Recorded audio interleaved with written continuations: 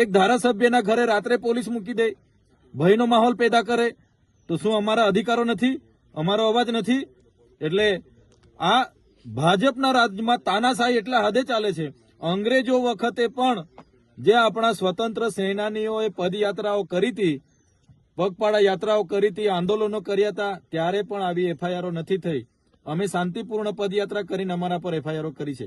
એટલે જનતા જોગ પણ કહેવા માંગીએ છીએ કે જાગવું પડશે. આજે અમારા પર છે, કાલે તમારો પણ વાળો આવે છે, પણ અમે ડરવાના નથી, અમે લડવાના છે. આ જનતાનો અવાજ ક્યારે પણ દબાવવાનો નથી. તો જવાના છે, અમે હાજર થવા જઈએ છે ને. પોલીસે ખોટી એફઆઈઆર કરી છે, અમે હાચા છે એટલે અમે હાજર થવા જઈએ છે. પોલીસ હાજર કરી દે, જેલમાં રાખવાના હોય તો જેલમાં રાખે. અમે તો આ જેલના કપડાં પહેરીને નીકળેલા છે, પૂરી દે, અમને કામ વાંધો છે. પણ જનતાનું જે અમને મત આપીને અમને લોકસભામાં વિધાનસભામાં મોકલ્યા છે, લોકસભામાં પણ 5,22,000 મત મળ્યા છે, તો એ જનતાના ન્યાય માટે અમે લડીશું. અમે અમારા છેલ્લા શ્વાસ સુધી લડીશું.